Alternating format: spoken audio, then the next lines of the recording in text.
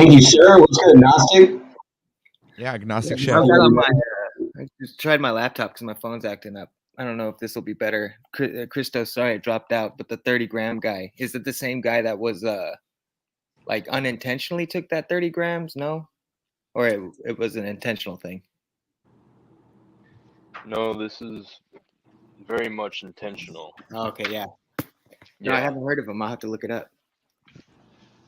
For sure, dude. Yeah, his last name is E.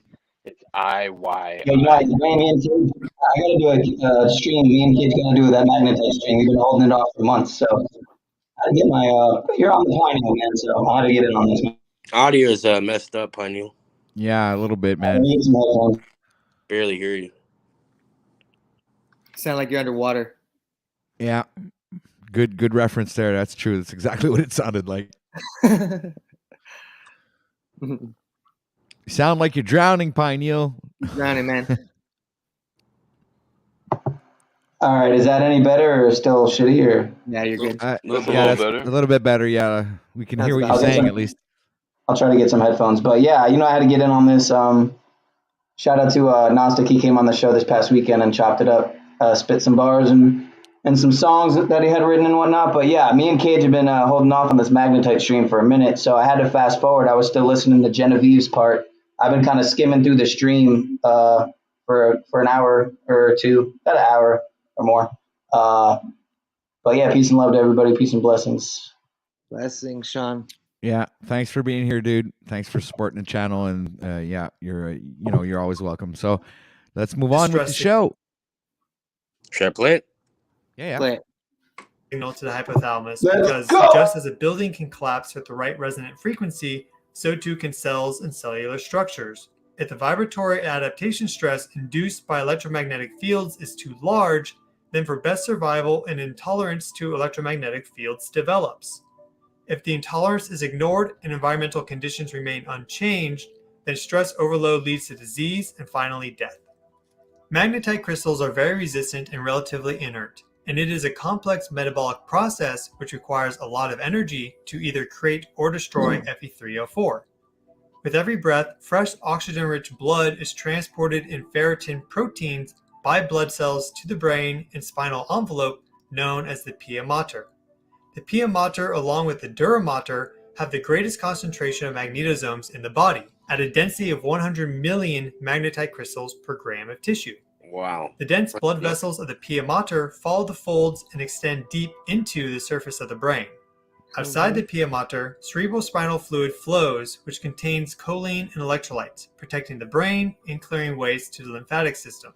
Underneath the cerebrospinal fluid and pia mater is the brain itself, the cells of which also contain magnetosomes at a lower density of 5 million magnetite crystals per gram of tissue. Wow. In an average adult human brain weighing 1.3 kilograms, there are 6.5 billion magnetite crystals or more in you.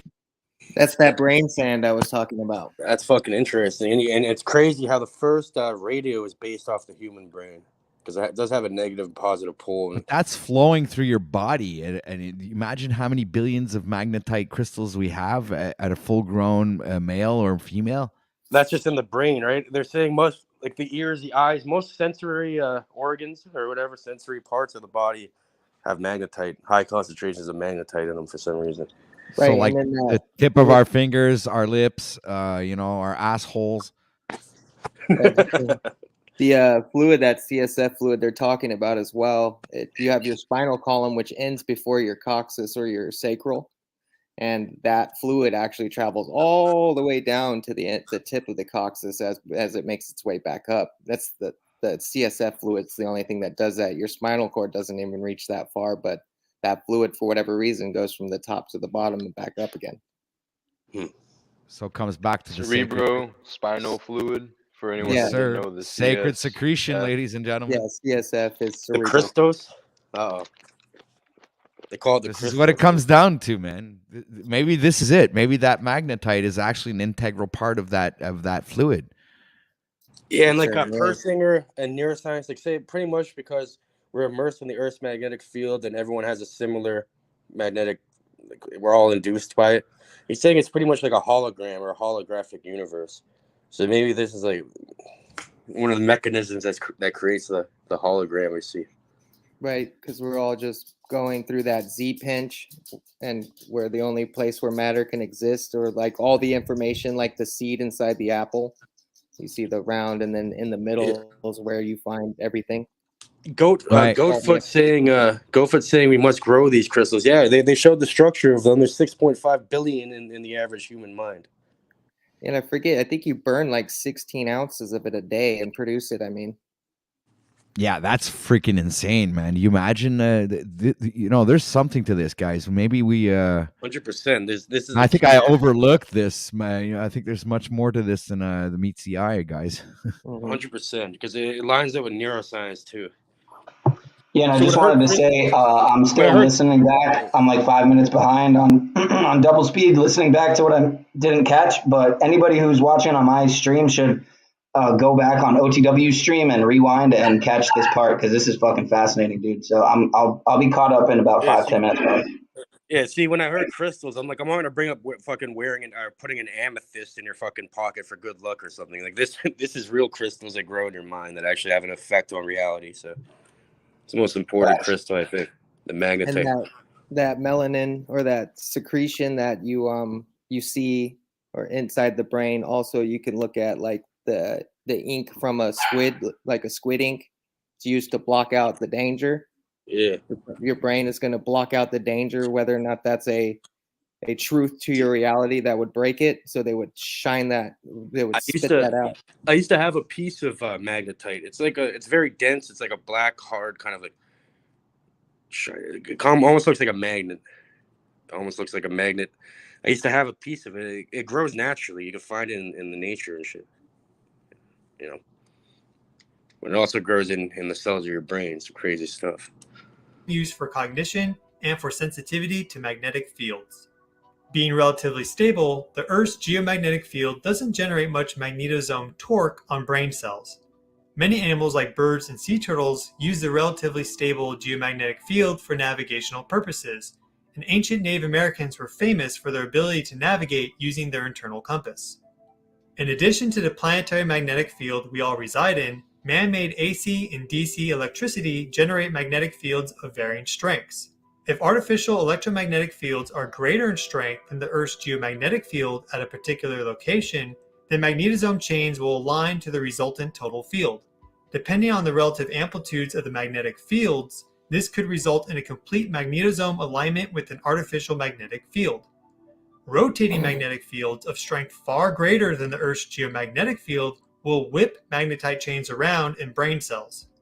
For a 60 Hz field, as is common in North America, this magnetosome torquing on brain cells would happen 60 times a second. 50 and 60 Hz electricity is common worldwide, and when in close proximity to a... Yeah, it is 60 times a second, because consciousness is created every 60 times a second, which neuroscience has proven. That's crazy. Like, see, you guys are on point. 50 or 60 Hz power grid, brain magnetosomes will vibrate with the man-made magnetic field pulsations. Independently or combined with other stressors, if the body is unable to adapt to increasing EMF stress, a dis-ease to electromagnetic fields develops. If stress from electromagnetic fields is too great for the recovery abilities of the body, then apoptosis, or programmed cell death, will increase in the brain faster than regeneration can follow and neurologic conditions develop. Enzymes released during apoptosis dissolve all cellular structures, including the cytoscaffolding that keeps magnetite crystals aligned and safe inside a magnetosome. Magnetite crystals, being very resistive and inert, are unaffected by the enzymes, and when free of confining structures, clump together into abrasive chunks. Increased waste from apoptosis and magnetite clumping flood into the cerebrospinal fluid, altering acetylcholine neurotransmitter concentrations and increasing lymphatic stress on the body.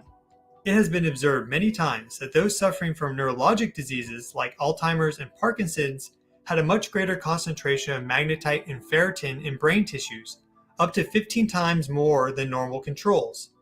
To reduce magnetically induced stress in the brain to below an individual's adaptation potential, exposure to high-strength electromagnetic fields needs to be reduced. The Earth's geomagnetic field is the background electromagnetic field that humanity has evolved to and for best health continues to evolve to. One hallmark symptom of Alzheimer's and common to Parkinson's is memory loss. Loss of deep memories like friends, family, who they are, and how they lived. Memory retrieval and learning are connected to brain waves, which have been measured as reduced in people with neurologic conditions. The human brain emits electromagnetic brainwave harmonics in the range of 0 to 100 Hz. During memory retrieval and learning, 4 to 8 Hz theta brainwaves increase in amplitude, and individuals with strong theta brainwaves have better memory. Conversely, patients with Alzheimer's, dementia, and other neurologic conditions have decreasing brainwave frequencies and amplitudes, with 0 to 4 Hz delta brainwaves increasing at the expense of higher frequency 8 to 12 Hz alpha brainwaves. Overlapping naturally with human brainwaves are Schumann resonance electromagnetic waves at primary frequencies of 7.8, 14, 20, 26, and 32 Hz. Schumann resonance waves are ultra-low frequency EM waves generated by high-energy events like lightning, earthquakes, ionospheric radiation, and solar events like coronal mass ejections. Schumann electromagnetic fields propagate in the ground and atmosphere all the way up to the ionosphere 50 to 100 kilometers above ground. The foundational mode of the Schumann resonance at 7.8 pause Hz this shit has there. a high Q factor. Now he's pushing the globe, people. I'm not too fond of that, but I'll let the video play on. It's just an animation, right? Yeah, It's yeah, 2D I know, I still. understand that, but I'm still not fond of the this lie here that we're looking at right now. So I Looks just like a wanted to put disc. that. Yeah, it? it looks like a fucking a ball in the middle of a space. Fuck, that's what they're trying to fucking push with the Ah. reflection of the sun. Oh, come on, whatever. This is just keep playing the video. This is bullshit. But anyway, go. The video is good. The information is great, but this section of it. The Sorry, animation triggered you. yeah, I'm triggered by the animation there. Oh, Go ahead, man. Just play it. Resonates very well with very little energy loss. 7.8 Hz is a high-frequency theta brainwave. In Schumann resonance electromagnetic waves, energy and information is stored and distributed globally. Compared to the continuous presence of man-made electromagnetic fields from the power grid, cell towers, and home appliances, EMF stress exposure to the geomagnetic field warping from lightning and solar storms was infrequent but did occur, being a random acute stress occasionally dealt with and adapted to. Now, with continuous broadcasts of many electromagnetic waves, EMFs have become a chronic stress for many. If propagating stronger than the geomagnetic field in high population. Pause. All right, so that's why you need to go grounding. Okay, this is the reason why a lot of people push the grounding thing, because this is what grounding does. If you go put your feet in the ground, it'll eliminate all of this static or whatever it's called, electromagnetic static that's flowing in the air all the time around us, omnipresent at every given moment.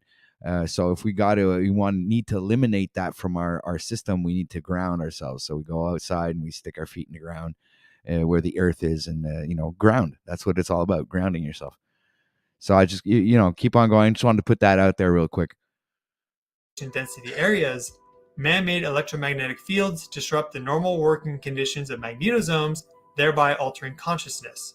Impaired human brainwave patterns manifest symptomatically as depression, anxiety, insomnia, dementia, and other mental health ailments. Consciousness is a subject-object relationship. I see the tree. I feel the water. Without perception and response, individual consciousness does not exist. Similarly, a magnetic field is a subject-object relationship. A magnetic field has a positive and negative charge, which creates a flow of energy and information from one charge to the other. A simple magnetic field is a rudimentary consciousness, and it's the complex interactions of many magnetic fields that creates more advanced consciousness. The interaction between the uncountable numbers of overlapping magnetic fields, from all the electrons and magnetosomes in the body to the Earth's geomagnetic field, gives rise to all consciousness. Anything that changes magnetic fields fundamentally changes consciousness. Scientists have been learning how to manipulate brain cells, memories, and other aspects of consciousness for many decades now, and neuroscientists from Harvard have developed a technique that can manipulate neural activity with a single injection. And in 2016, Magneto was developed, a genetically engineered. They just say manipulate. So they're saying manipulate consciousness with a single injection because it manipulates it. What the fuck? Yeah, well, not just what the fuck. That this comes down to. Uh-oh. It's funny that they call it Magneto, which is one of the X-Men factors. That's In probably where they X-Men. got the name. All right, so just keep playing. This is actually interesting. Protein fused to the paramagnetic region of ferritin, an iron transporting protein. Magneto is delivered to brain nerve cells with a simple injected virus. Short DNA sequences signal cells to transport the magnetoproteins to targeted nerve cell membranes and insert them into it. In effect, the genetically modified magnetoprotein contains tiny magnets which insert themselves into nerve cells, and the application of a magnetic field of sufficient strength vibrates magnetoproteins so that the cells produce nervous impulses and alter the release of neurotransmitters. Magnetoproteins inserted into brain cell membranes aren't as strong as magnetosomes, but can still resonate to a magnetic field of sufficient strength. Ferritin, the iron transporting protein that Magneto holds onto, is found in much higher concentrations in brain tissue from people with neurologic problems like Alzheimer's. In the increasingly busy electromagnetic environment, learning how to protect yourself from stressful and harmful EMFs is important for staying your healthiest and most vital. With how quickly magnetic fields lose strength due to the inverse square law, if the human biofield everyone generates is strongest in their occupied space, then other EMF sources drown out into noise. The stronger the exogenous EMF, the stronger the endogenous biofield must be in order to stay dominant. Cultivating strong endogenous brainwaves is possible with basic health and wellness practices. Walking, meditating, exercising, yoga, grounding, stretching, swimming, and sleeping are all important aspects of life that, when engaged with, cultivate a deeper and more balanced conscious experience. Herbs like green tea and chamomile also help propagate 8 to 12 Hz alpha waves and increase endogenous brainwave amplitudes. All electromagnetic fields hitting the brain are data that the brain processes, and establishing a breathing meditation practice improves your ability to filter these random thoughts and choose your state of mind. The most important message I can leave you with is to be mindful of how you feel. If you don't feel good, engage in wellness practices that make you feel better. All of the research discussed here is linked in the video description. Share any questions or comments. All right, man. That was actually really good, Cage. Thanks for bringing that up, man. It was a good video. It gives us a good topic that actually resonates with what the rest of what we've been talking about today. Yeah, I'll fit in, especially at the end. It was talking about. Yeah. There you go. Yeah, absolutely right. It resonates, especially with the crystal topic here that we had. And I was wondering, maybe those magnetite crystals, they were talking that it could have, you said it was manipulating consciousness, but do you think it could be used to as healing properties? Or do you think it's has a complete negative effect on us, and that, we shouldn't be screwing around with that kind of shit? No, I think it could What do be. you I think? think it could be manipulated. They grow endogenously in your brain, so there's no getting rid of it. It's in every human, every mammal. No, but do you think we can use this to, or do you think it's already been used to manipulate us or control us at Probably that has. level? It Right. definitely So, has. If something could be weaponized, human beings will do it. 100%. Much of it is pulp. My bad. This guy gets into it too, but yeah, let's continue. Yeah, that's crazy, right? I guarantee it. They said that they can inject something to either to manipulate the magnetite in your mind, which they're and they're saying that's the structure of consciousness itself. What about the sun? Do you think, what do you guys think of the sun as a magnet or a ball of gas? I don't believe it's a ball of gas, man. Come on. Right. So I think it's a magnet. So with all the magnetism and the change and the cycle of that would definitely manipulate consciousness as well. I understand man could do what he wants and tries to do what he can, but he's definitely not as powerful as our creator. And the sun itself is changing, So I know we see manipulating happening by the hands of man, but how much can man do without the help of other men? Other men have to subscribe to these things. They have to involve their etheric energy to make these things come true or happen. So I think it's a obvious manipulation, but at the same time, we're going through an actual change as well. So to blame it all on a group of people seems also kind of like we're putting off the actuality of the reality around. Yeah, exact. We're not putting the blame on ourselves because we would be the ones that actually have the power to make the change, and we're blaming others, but we're actually letting it happen. You know, so Oh yeah, it's yeah, I like agree with that. Based on hoping. consent. Yeah. It's like if you blame it on someone else, then you just it's easier for you to cope with. It's called scapegoat technology. Yeah, scapegoat. It's this technology that we've used for a millennia, ever since that we've been around. I assume we find a scapegoat and we use that as a reasoning for why we can't do what we say we want to. Right. And I absolutely agree with that because none of the technology can fucking affect you if you're aware of it. Either way, if you're aware of it, you can easily beat it. Yeah. Right. well, yeah, I guess you're right, but in a sense, how can you be consciously aware of it when it follows you everywhere you go? You have it in your hand. It's Well, like it's like Now the prevention is worth a pound of cure. So it's almost like IPM. Like with plants, for example, we have something called IPM, Integrated Plant Management, where you're acting like you always have something, like a virus or a bug or something. You're getting rid of it. So it's just you're doing, an ounce of prevention is worth a pound of cure. So you do preventative measures so that you're never affected by their nonsense either way. Right. Yeah. Yeah, it's got to have that centered, balanced mind to not be affected by the nonsense, right? exactly, yeah. And also, I think it's about what you feed yourself too. I think it's important to get the right water. I mean, if it's distilled or with no fluoride in it, and get the right nutrients that you need. The food we eat, the non-GMO foods, and no pesticides, and stop drinking alcohol. That's one of the things that will fucking destroy your system and keep you from reaching a higher state of consciousness, if you want to call it that. All right, for lack of a better term. Technology gets a bad rap based on the fact that clothing is a form of technology. Clothing is a form of technology. Let me see. Well, it's an advancement to you as a whole, right? You put shoes on, you no longer hurt your feet. You put clothing on when you're cold. It's a technology. Well, anything that's not naturally made is technology, right? Anything manipulated by a human being would be considered technology. Yeah. So scapegoat's a technology. All of those things are tech that we learn how to control and manipulate. Like Cage said, it's not a natural thing. It's something we concept and propagate. Right. That's true. You're right. I can't argue with that, sir. We're all on the same page here. That's for sure. You're not going to see us argue. Maybe that's what we need, a little bit of action up here. Need somebody like to come and say, no, you guys are fucking like this is hard scientific. You're crazy. Yeah.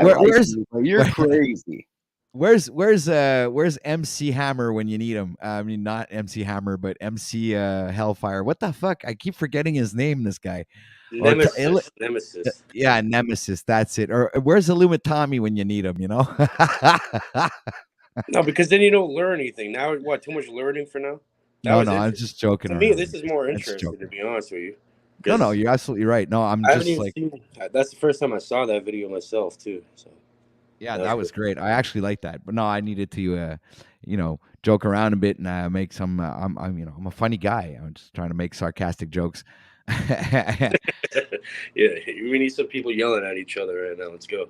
Yeah, let's change the tone. We've been 6 hours and 31 minutes in the live stream, ladies and gentlemen. It is presently 1:07 p.m. here in Montreal, Canada. It is 9 degrees Celsius, still cloudy. Unfortunately, it's not that sunny out today, but hopefully that'll change. And this stream is an epic stream again. Once again, today is an absolute success for the Grand Rising show. And we will continue on with this awesome conversation that we are having. And I just wanted to put that out there and make sure people to hit that like button, share this out, click the bell, get all the notifications, subscribe if you're not subscribed. And thank you for being here. Much appreciated, and much love, much respect to everyone. The chat's on fire. Everybody is having a great time over there. Sorry if I'm not able to participate too much in chat, people, but the conversation is heated up here. and we got to get these things out in the open. So much love to everyone, and I'm going to thank the panelists for being here and sharing their information and also participating with us in this awesome and epic Grand Rising show number 10. All right, so that being said, let's keep on going with our wrap, guys. Let's wrap this up. Well, not really wrapping it up, but I mean, like, chop it up then, or whatever. I'm rambling. Do you want to? I was gonna say maybe in a bit, if you guys want to look deeper into this stuff, because there's a neuroscience lecture, and it pretty much it describes what the magnetite does with consciousness and how we're all. It breaks it down a lot better than I could ever do. I'm not good at explaining things, really. But yeah, but the video is pretty good, though. I really appreciated that, and it was very informative. As actually things I didn't know, but I know now that we can actually correlate that to the spinal fluid and what we were talking about earlier about the Christ consciousness or the sacred secretion. Call it what you want, the Kundalini. I think it has a direct reference to it now, and I do believe that if those magnetites are directly correlated to those brain fluids, then I do believe that it has some kind of correlation to the optic thalamus and also the pineal gland, right? And it said the highest concentrations were in the pineal gland and the hippocampus, and the hippocampus is responsible for memory. Wow. Yeah, well, that's the claim. I still think that memory could be elsewhere based on like organ transplants and memory being transferred.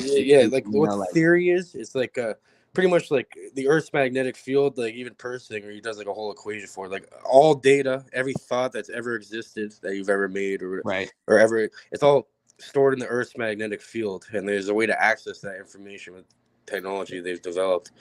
And so like there's like a two-way thing, right? Like your mind is like connected to the picture, like what is it, like 7-8 billion wires all connected, into the Earth's magnetic field.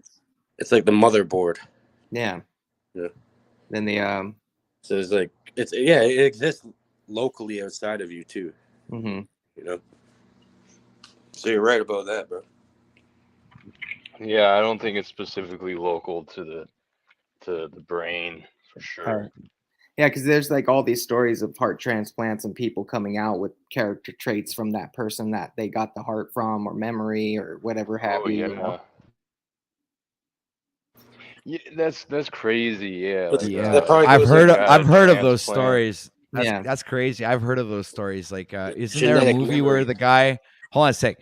Isn't there a movie where the guy had the arm of another guy, and then he remembered because of that arm, he remembered his other life or the guy's life or something. I think I recall seeing a movie about that where the guy lost his arm and was replaced with some other person's arm, and then he started recalling a bunch of like how that person was murdered or something like that, and it was like it was a murder mystery or something. I'm not too sure. It's pretty vague. Sounds like the same premise of idea, though. Yeah, I think it's based upon that type of scenario there. Yeah. And they call them organs. It's interesting how they call it an organ, and with cymatics and music and whatnot. The sound waves and things like that. If your organs aren't in tune, then your body's not going to run correctly. Bam. That was a bomb right there, man. They love doing those word plays, except even like your soul, like the soles of your feet. Right. What OTW mentioned, like getting into nature, grounding, or whatever. At the end of the video, they mentioned that too. So like soul. They love doing weird word plays. Like even think about like praying, right? Like pray and pray. Just change the vowels, the A and the E, and then you go from praying to something to being preyed upon by something. It's probably why it's called praying. Just because they're doing. I heard someone say something about blessings in that way, and I thought it was interesting. But yeah, bless you, be less you. Yeah, be less you. It's a bunch of word magic because they love whoever created this fucking alphabet was deeply like, how did that even form, right?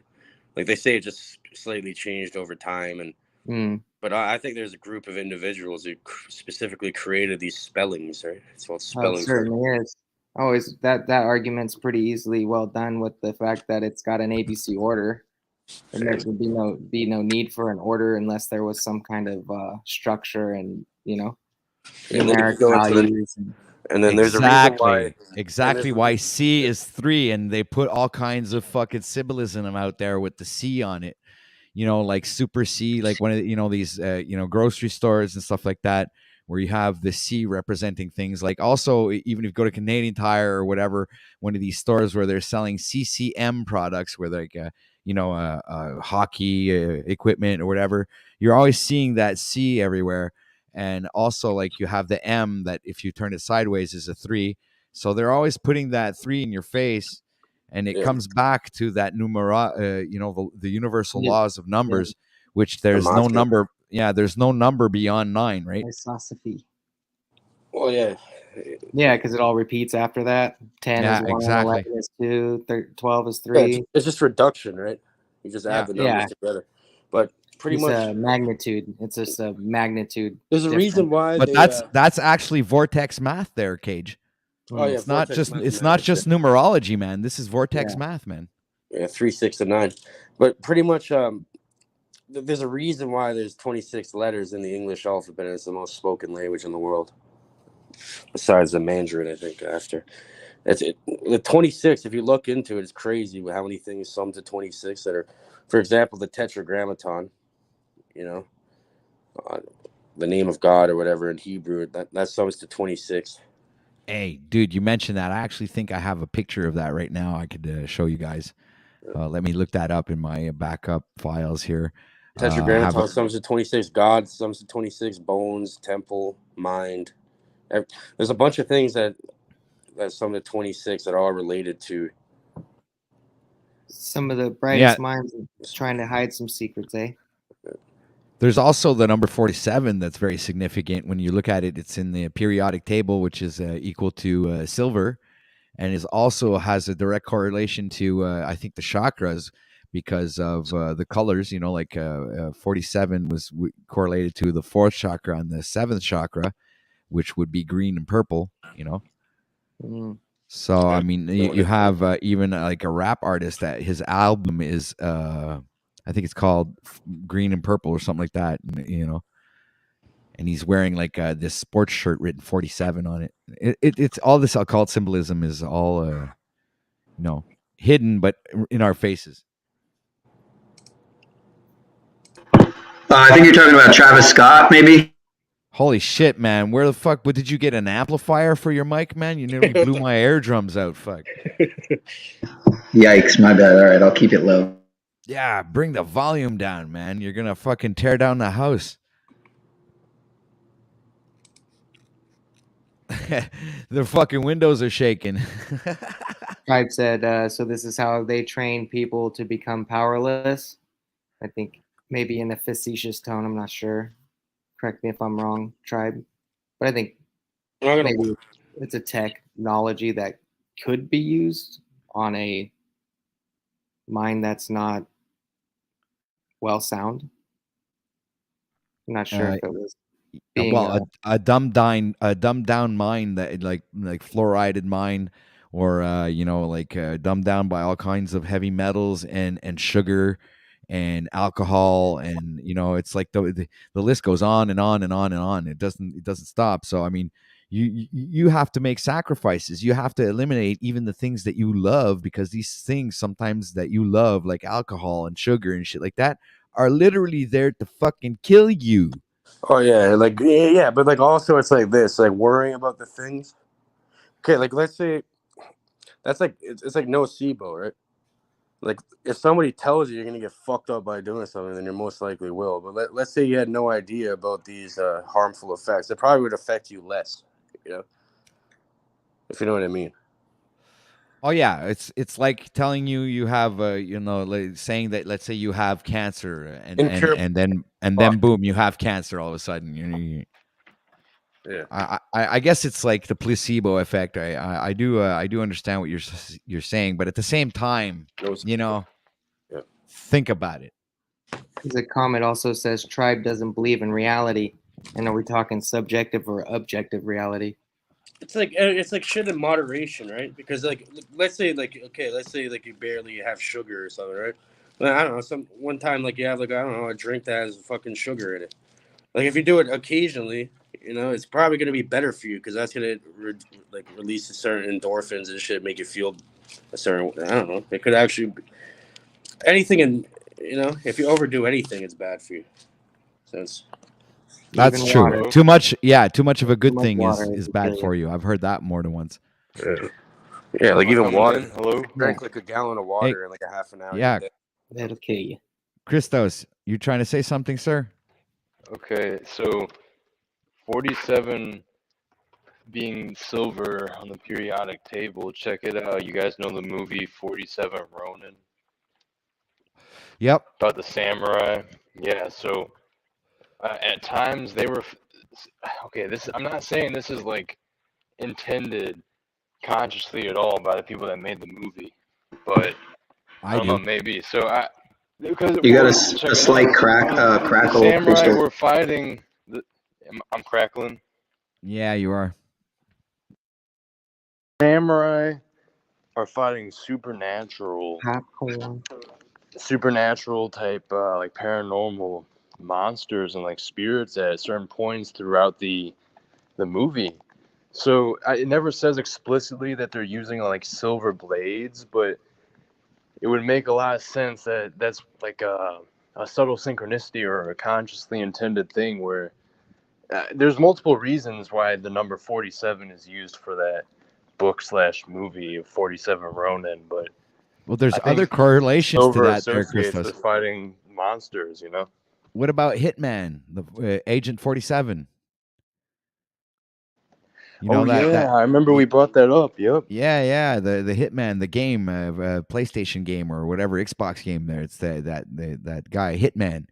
They made movies about that character, and they call him Agent 47. So it's pretty peculiar that number comes up pretty often. On the periodic table is AG too, if that has more relation to it. For silver, it's AG. Right. Thanks for mentioning that. So you're saying, Christos?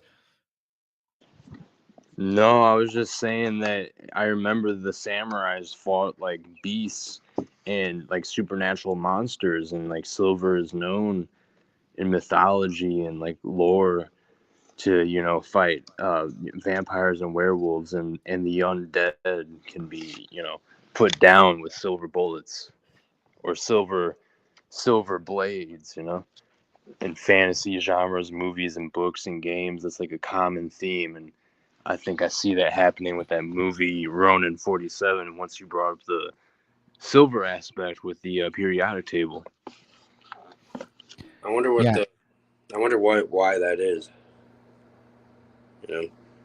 Well, obviously they're trying to send a message. That's my opinion. They're trying to put some truth out there, and the ones that have the eyes to see and the ears to hear get to perceive it, not necessarily understand what the message is, but at least see the underlining symbolism that they're using to fucking. I don't know if it's subconscious programming or if they're trying to send out a message throughout all the lies and try to get us to fucking like follow the breadcrumbs.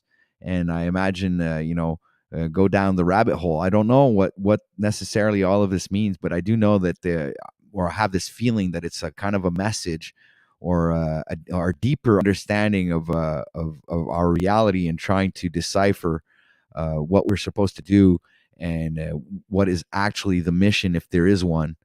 All right. Because obviously we don't just see these things for nothing. I mean, they put it out there. People just watch the movie and actually think it's fiction, but they're actually dropping bombs and truths in these movies, symbolism that we are, that we should be aware of and consciously understand what they mean. Silver has some crazy properties in alchemy. Like for example, sorry to interrupt you, OTW, man, but there's something called silver thiosulfite. It's a mixture of silver and sulfite, sulfur and silver, pretty much like base stuff. And what it does is if you spray it on plants, it'll actually reverse the gender and create feminized seeds.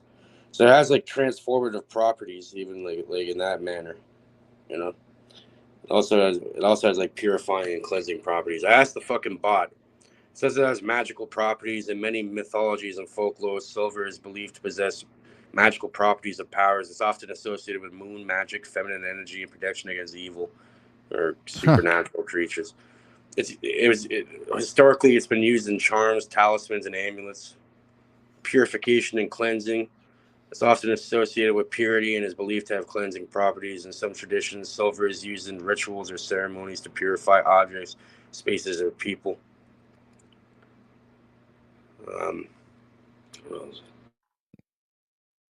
Dude, don't leave us hanging like that, man. That was really good. I know. No, when I leave the screen, I have to, because I'm on my phone right now in the other room. It says cultural significance. Silver has played a significant role in various cultural practices and beliefs. For example, in some Native American cultures, silver is used in jewelry, ornaments, and ceremonial objects for its spiritual and symbolic significance. In Chinese culture, silver is associated with the lunar yin energy and is used in traditional medicine for its purported healing properties. So it probably has to do with some ancient Chinese alchemy shit. You know? It like purifies and heals and shit. Gets rid of them. Very interesting. Your thoughts, panel, PiNEAL, Christos, Mr. Gnostic Chef? Well, there's the Netflix series called The Witcher, and it's also a video game. And in that book, video game, TV series, there's things called moon wraiths. And so, yeah, so the whole I watched that show. Mm-hmm. The whole monster and silver thing. You know, if silver is associated with the moon, and monsters are also associated with the moon, whereas werewolves come out during the full moon, and certain spirits come out at night during a certain type of moon, then it seems that in some strange way, like silver blades and silver bullets is almost like stepping onto the level of those spirits and monsters, because the saying is to beat a monster, you have to be one. Or something like that. So thinking about alchemy and silver and the moon and how that relates to the different mythologies and monsters and beings that are associated with the moon as well, I find it interesting that the so-called hunters, or slayers of the dead, using silver, if silver is actually something that's associated with those monsters, with those wraiths, it's almost like you have to step into that lunar energy, that moon energy. Well, look at the word. Energy. Well, it's true, because it just says that it's associated with silver is associated with the moon, apparently, in alchemy. And they're saying, and think about the word monster, right? Moonster. It's right in the name, mon. Oh wow! They used to use silver coins to prevent spoilage in milk, and the spoilage is coming from bacteria, which is a foreign body, right? So something foreign, a monster, quote unquote, is coming in and destroying this product. So look, break down the word monster. What about Moonstar? Mm-hmm. Yeah, exactly. And you got the silver that kills the moon star. Mm-hmm. And you also have the other aspect of it was the 2 coins that you put on the eyes of someone that passes to pay the passer, and those coins are made of silver, right? So that would be another aspect to transition between life and death, in my opinion. Yeah. And silver thiosulfite is used in plants to change the gender, transform the plant too. So it has some sort of transformative properties to it too, some sort of transmutation or something. Yeah, they say in alchemy all things have to become silver before they can become gold. There's like steps to the process. You have to go through the stages. Yep, and I absolutely agree with that. I wanted to bring up some pictures, but I don't remember where I put them. That's how organized I am. Sorry, guys. I just needed to see. I'm talking to myself, man, right now. Help me out, Yeah, guys. you're all good. I'm looking for that picture. We were talking about the Tetragrammaton before, and now we're talking about alchemy and silver and shit. Now you guys are getting me started up, man. I'm gonna start popping up some pictures, man. Going on tangents now. Oh, Yeah, you better hang on. throw my screen share back on. I want to put a couple minutes of this on if I can, because it goes back. I'll to set you up. Yeah. Hey, wait a minute, where is it? It's learning. Oh, okay. Be around the house and. Dude, no more secrets again? Why are you so obsessed with this one specific video? Isn't there more material from this guy? Thanks for being here, dude. Yeah, no problem. I'll come back. I don't know if All a lot of people haven't seen it. That's why. All right, cool. It goes back to the magnetite we were talking about earlier. Come to karaoke night again, bro. Oh, I'll be there Friday.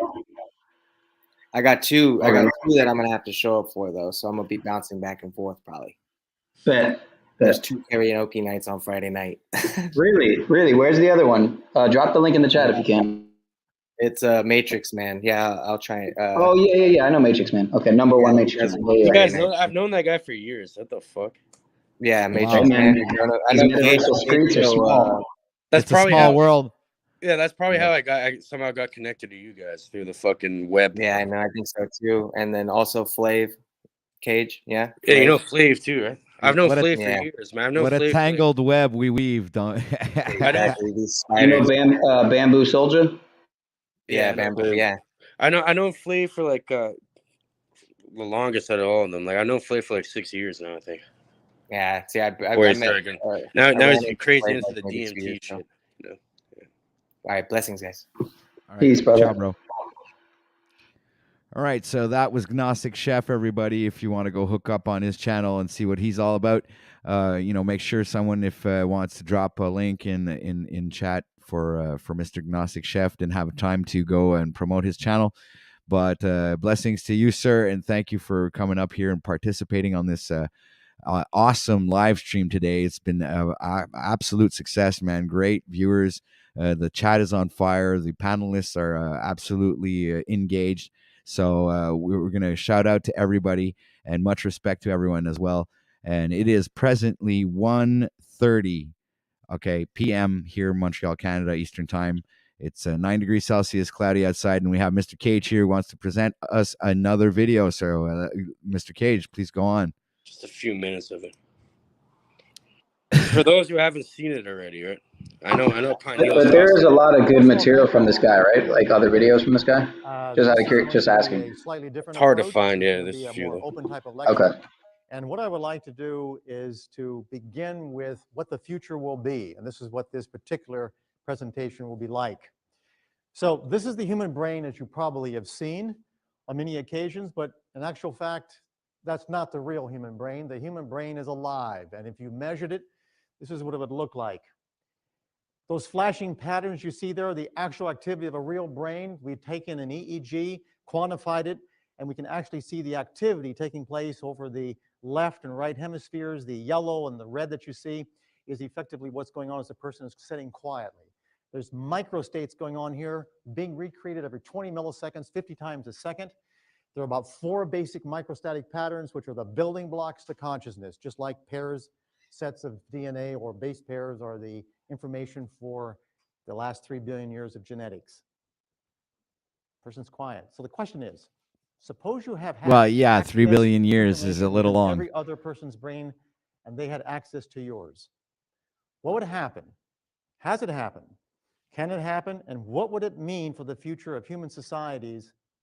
No more secrets. And tonight, that's exactly what we're talking about. Suppose you had access to the information of every other brain on this planet. Dude, press pause a minute. What the fuck?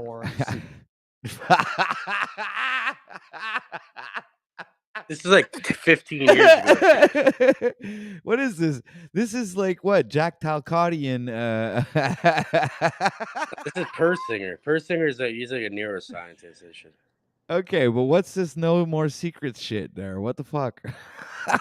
Okay, I'm sorry, man. I just got fucking triggered there for a second, man. I don't. No, you're right, OTW. It is funny. It's very funny. I always think about Jack when I hear it.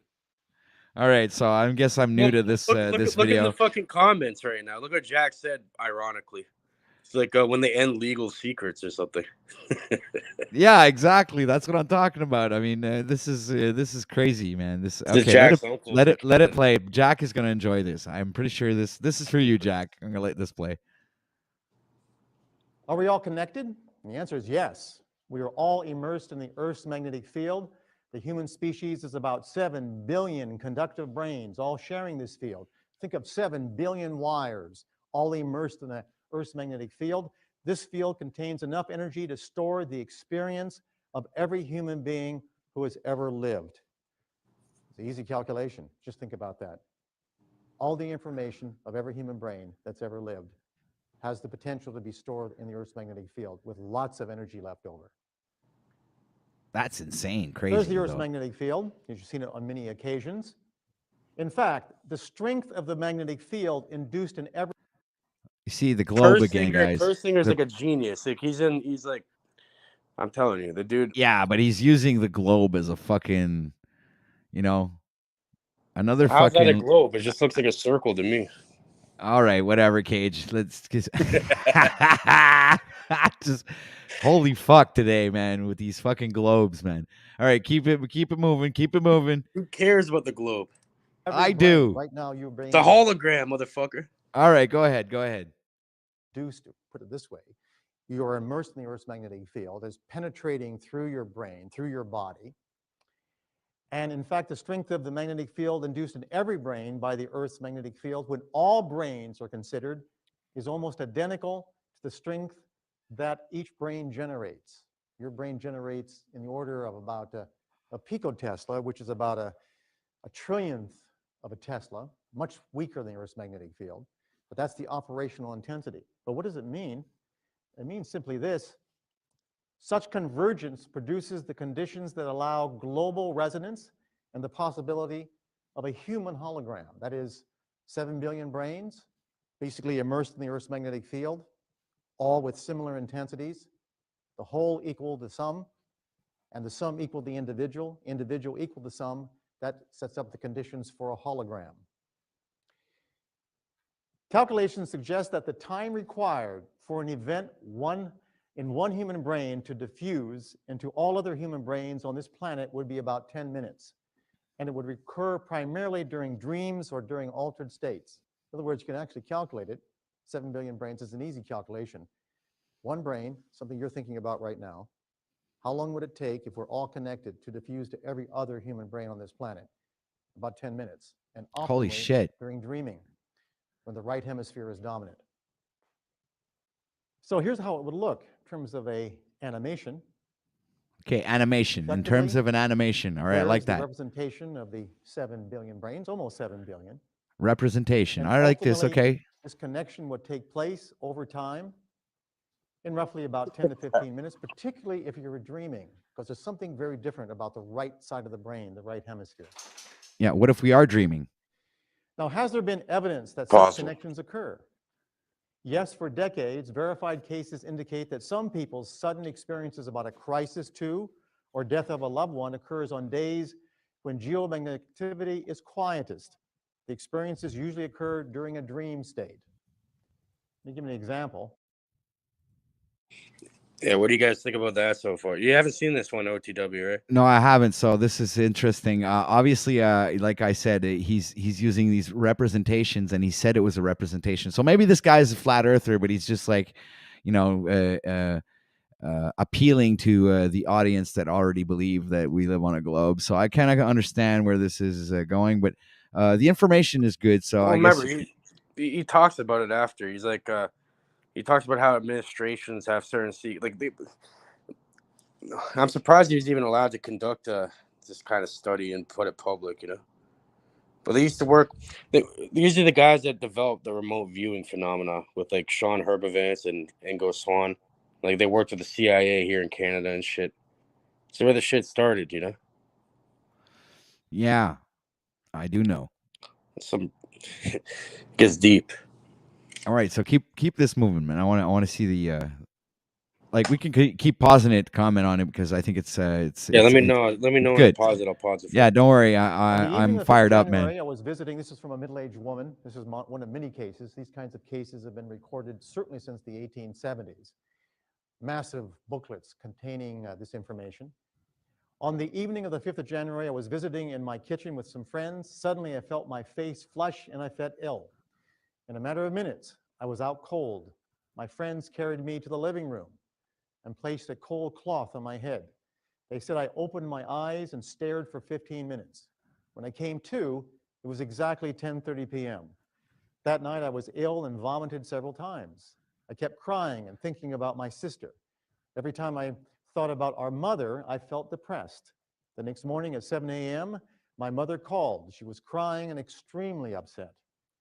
She told me that my sister, who lived 200 miles away, had died suddenly the night before at exactly 10:30 p.m. Now, that's a classic one. Now, when does it take place? Well, usually it takes place when the geomagnetic activity is less intense. This is an example of a geomagnetic pattern recorded right here in our laboratory at Laurentian University. You can see the perturbations. This is a very active kind of night, a geomagnetically active kind of period. You're looking at various components here. On the other hand, on quiet nights, which is the next one, you can see the difference. In other words, when it's quiet, when it's geomagnetically quiet, the connections between all 7 billion brains have greater possibility. When there's more perturbation, it's like having more noise in the system. Very weak effects, but very strong and emotionally significant impact. Classic example comes from an experimental study. Remember, the most important philosophy that human beings have ever developed has been science and the methodology of science. The most powerful and potent tool has been the experiment. This is an experimental kind of study in where individuals who are dreaming in one room and simply engaging in ordinary dreaming in another room, a person is looking at a picture, a target, a picture.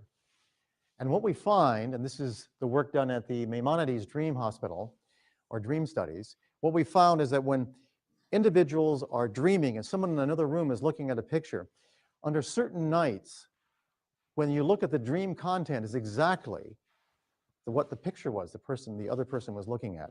And it's so obvious that not only does the dreamer know, but if you gave the description of the dream and a series of different pictures and said, pair the dream content with all of these pictures, they'll pick the exact picture that was being concentrated upon.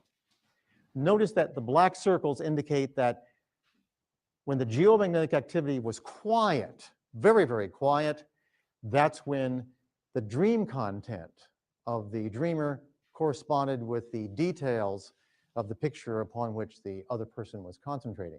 Well, think about that. Every time you sleep near someone, are they influencing your dreams? Or at a distance, for that matter? But those are correlational studies or experimental studies. Here's a more important question. Why don't these experiences occur more frequently? Or is your brain more like a television remote that is randomly changing channels and ever so often overlaps with the source? What would happen if a procedure was developed that allowed direct access to whole information, to all of it? Right? Suppose there was a technology, and that's what we're talking about tonight. Can the ability to access information at a distance be trained? And the answer is yes, it is, and we've trained it. One such person is Ingo Swann, who helped develop the phenomenon of remote viewing. Ingo Swann is the individual, and this is Ingo.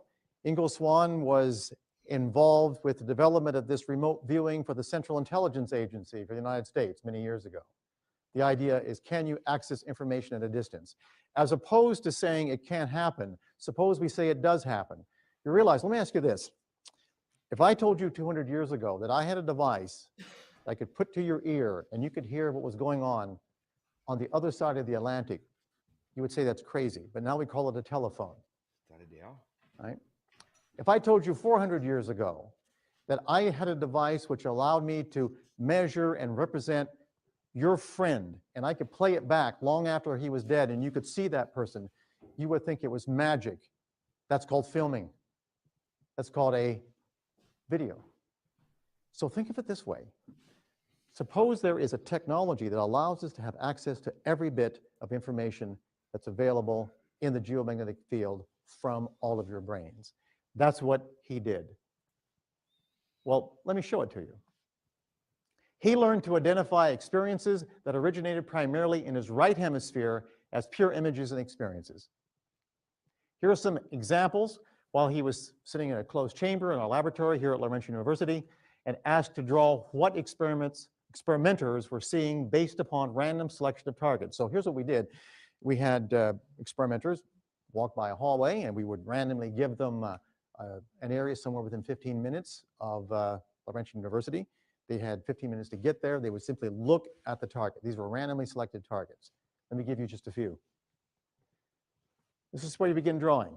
Curved building, tall vegetation, angular, natural, breeze, cool, convex, motion of some kind, a sense of vista, a smokestack in the distance, arena, trees, sense of a conveyor, smell slightly bitter.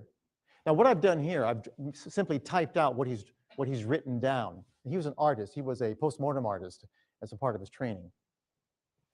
Car, more than one. Slight slope. Grotto. Mine. Entrance to. Round and large. Distant stack. Road. Now, don't forget, he's sitting in a chamber now, and we're measuring his EEG. And we've enhanced its capacity with the technology I'm going to show you in just a few minutes. Right? Two major cuts near a closure. Depression, circular. Something goes in. Motion or movement. Conveyance motion, cars. And what was the target? You all know what it was. The target was the experimenters had gone to see Science North. There's what he drew. That's what it looks like. He had no idea what was going on. These were randomly selected targets. I'm showing the ones that are most conspicuous. There are many others. Here's a bird's eye view.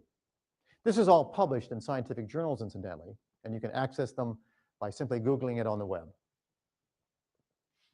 Another target was a Catholic grade school with lots of windows, stalls for bicycles, a figure-8 shaped inside hall system, and a consistent pool of water along the edge of the property. Here's how he started. He had no idea. Remember, this happened on several days. And even the experimenters didn't know where they were going until they opened up the envelope outside the laboratory in the parking lot. And then they had 15 minutes to get there. Okay? Tall, sense of massive. Windows, reflections, stones, hear water, pool. People walking, a sense of business, glass, bars, several of them, those bar type things, buildings. Glass, throwaway slope, colors, now glass. Now the bars he's talking about are like bicycle type things, where you put in bicycles. And of course, he concludes it's something like a church or a school of some type. Remember, he's not from around here. He has no idea what the target is. But it's even more than that. If randomly selected photographs, particularly with emotive and meaningful components, were placed in another room, on a table, in envelopes, he could draw the details. Okay, so in other words, what we had effectively in another room, there's a table, roughly 100 different pictures and envelopes, randomly selected, one laid down. He's still in the chamber. We're measuring his brain activity. And he begins to draw. Here's one for you. Deep feelings. And I've actually, this is the actual words that type larger so you can see them. You can see his pictures. Dark but airy, undulating like a boat, watching, gloomy, stars, clandestine romance. I'll tell you about that later. Okay? Actually, it turns out in that table, on that table, two graduate students had, how shall I say it, interesting intimacies. Feeling of points or seeds, struts, electricity, feeling of awesome. What could possibly be drawn like that? The answer is the target, a tornado. How close can you get? Other ones, for example. This is one of the hidden pictures, and this is what he drew. World not responding, awash like a tunnel, morose, impact, hatred, into depths, police. This was a terrorist explosion of an airplane. And notice something very interesting. They even down to the components are being drawn. Next. Even abstract ideas. Remember, the whole point is to have a technology which allows access to every bit of information that every brain on this planet has. And this is a picture really abstract looking. Take a good look at those garbage cans and a number of other things, and look what Ingo Swann drew. People, dull target, wilderness like a window. Even something as abstract as that, details come through. Now, I want you to think about something, and that's the following. Just remember Alexander Graham Bell, the first time he generated a signal across the room. It was scratchy. He could barely hear it. But the point is, from that beginning of just a bit of information, now we have one of the most sophisticated technologies in the history of Western civilization. We have the telephone communication system. You've got to start somewhere, and then you perfect the technology. Okay, that's Ingo Swann. Was he always successful? Well, most of the time. However, the degree of accuracy was related to amount of 7 Hertz activity over his right hemisphere. Again, the right hemisphere, the one involved with your dreaming. This is the same frequency that the entire Earth generates. His accuracy was less when there were geomagnetic storms and the Earth's magnetic field was disturbed. So if the magnetic field was disturbed, he lost the ability. When you lost the connection, you lost the ability. For example, there's an actual EEG. Back in the days, we only had 3 channels. Okay, notice the red arrows. Those are 7 Hertz. This is a unique pattern. You don't find it very often. And the number of these patterns were directly related to how accurate he was. So in other words, the more he showed that activity over the occipital right hemisphere, the more accurate he was in terms of the information at a distance. There's the ionosphere, and of course, generating between the Earth's surface and the ionosphere is a 7 Hertz pattern. And the more you get closer to that pattern, the more you seem to have access to everything around the Earth. For example, that 7 Hertz pattern not only has the same frequency as generated from the intrinsic aspect of your brain. Your brain has a natural frequency. Guess what it is? 7 Hertz. Based upon the fact that consciousness is recreated every 20 milliseconds, it's moving at about 4.5 meters per second. Just do a simple calculation of the circumference of your brain. It's about 7 Hertz. And the intensities of both the magnetic and the electrical components for both this and your brain are identical, capable of resonance. Here we have an example, of course, from the sun to the Earth. There's the Earth's magnetic field. And of course, when there's a magnetic storm, you can see that you get marked perturbation and the connections are lost. Now, we're not the only species like this. For example, fish very often communicate with electrical signals, magnetic signals they generate. Thunderstorms will interfere with that connection, like having massive noise, and their behaviors are distorted. So we're not the only species. Now, here are some examples of ordinary people drawing pictures of what they experience about a target when they are exposed to geomagnetic-like fields. In other words, is it just one kind of person, or just some people? And the answer is anybody can do it if you expose them to the field. Here is the target picture hidden in another room. This was a target picture, very much like the Ingo Swann procedure. And here's what a university student exposed to the appropriate magnetic field drew. Some interesting stuff. So you see how it relates back to the magnetite, right? Yeah, everything comes back full circle, dude. The 7 Hertz pattern. And Yep. that's crazy. In that first video, they said that the researchers at, Harvard, they've invented something that can distort the magnetite and send it to different parts of the body or something with just a simple injection. Now that makes you start questioning, I don't know, certain things, right? Yeah, certain injections. What are they doing, bro?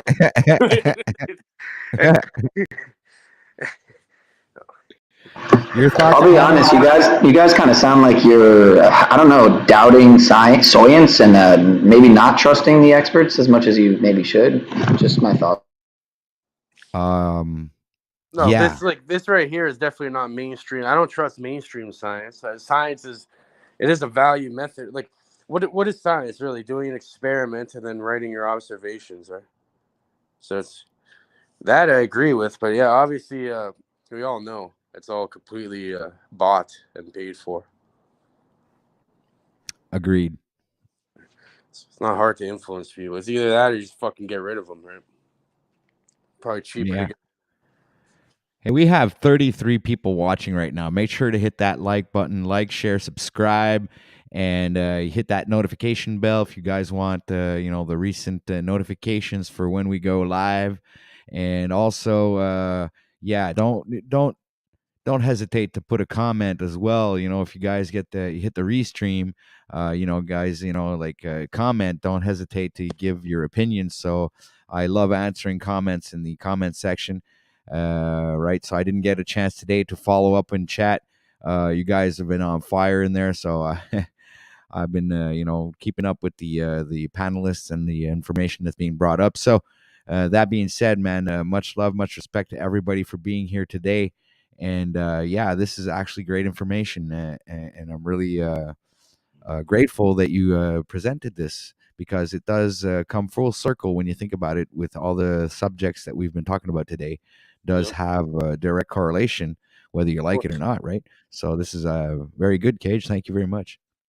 This is what it's all about. Like, more people need to know about this, because you could take proper action within your own mind and change. You can, because it'll get into it, right? When you get into certain states of like mind, right, you actually distort the local magnetic field around you, and you can actually fucking create your own reality, But remember, you're still going to be in your own cage. Like, you have to create your own cage of reality instead of being caged by someone else.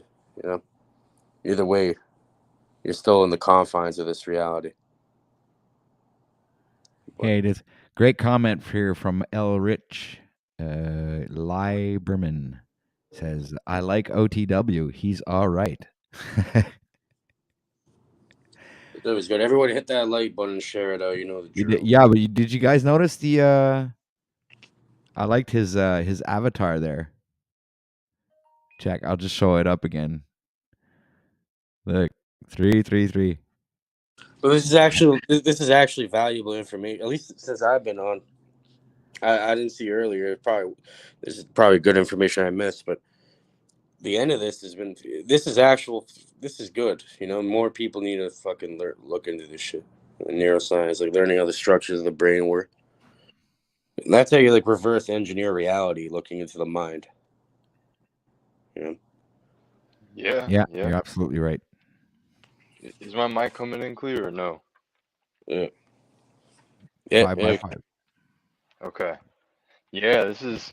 I must have missed some parts last time, or not been listening all the way through, because I feel like or I guess it's just like the phenomenon. It's something that you gotta watch. I'm getting it's something you gotta watch times, just like reading a book multiple times. Yep, you can get more out of it the more you go back, and a lot of the shit goes over your head the first time. You gotta rewatch it.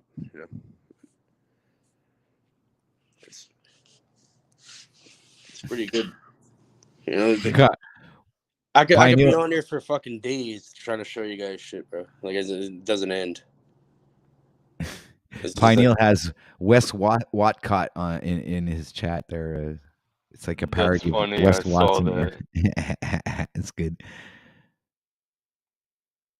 All right, so what's going on here, guys? Let's keep playing the video. Is it over? Is there more to it? How long is this thing? It's gonna get really good pretty soon. Okay, well, how long is it? I don't know if Wes Watcott knows or not, but I know Wes Watcott's secret identity. Okay. Your mic's going crazy. Yeah, you shouldn't talk so close to your mic, man. Stay far away from your mic when you like. You know what I think it is? You have the two devices. Are you on your phone and your laptop at the same time? No, I know what I did. Is that better? Yeah, but you can move away from your mic, and I think we can still hear you. Like right there from you are there. Speak from where you are right there. Say something. Say something. Test 1. Come on. Say something. I'm watching this video. Okay, that's much better, PiNEAL. Thank you very much, sir, for correcting that.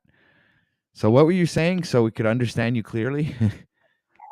I was just saying I know the secret identity of Mr. Wes Watcott. Oh, okay. Well, that's cool. Yeah, this doesn't sound like a real name. All right, should I continue this?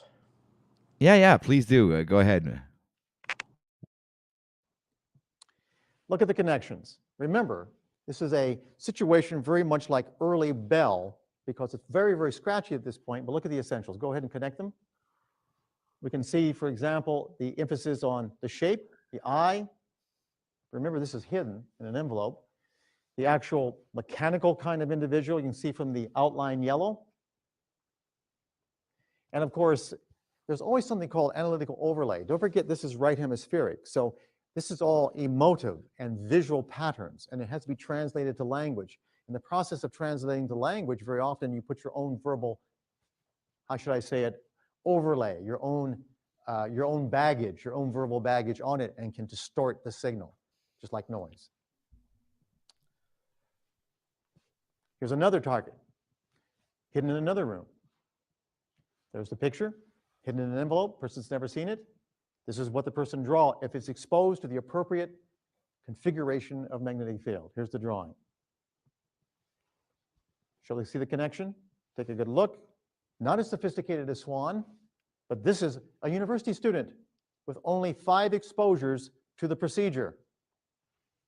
Again, there's the woman in the back. All right. This fragment here, we're blowing it up a bit more, you can see. And finally, you can see that's purple glass written there. He's written purple glass. That entire area was purple. Now, this is not just a unique thing. This occurs repeatedly. And I'll tell you exactly what the patterns are later on. The most intense phenomena were these: when another person in another room is looking at a target and the same time as the second person is sharing the same magnetic field, the accuracy becomes greater. So in other words, if you have one person here, you generate a condition that produces the same kind of magnetic field that influences the brain at the consciousness recreation pattern. What you'll find, if whatever that person's looking at, the other person can actually draw accurately. Well, let me show you. Can the average person access distant information? At Laurentian University, we developed a technology by producing a device whereby the same complex magnetic fields are shared by 2 people separated at a distance. When that happens, the 2 brains become one. Okay? So here we have the actual technology. You can see one chamber. That's what we call the octopus. It's basically 8 solenoids that produce a accelerating configuration, a second derivative magnetic field. There's what it looks like. There's the person in one room.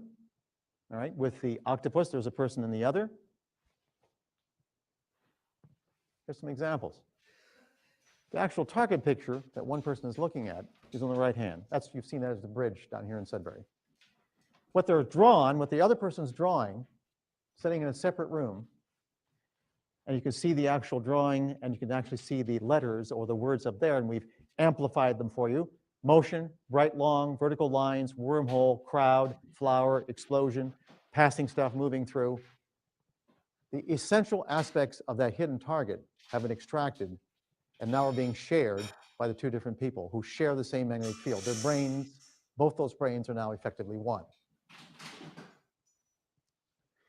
But the effect extends experience. If both people separated by distance share the same configuration of magnetic field, a light flash, just a light flash, to one person affects the brain activity of the other sitting in the dark in another room.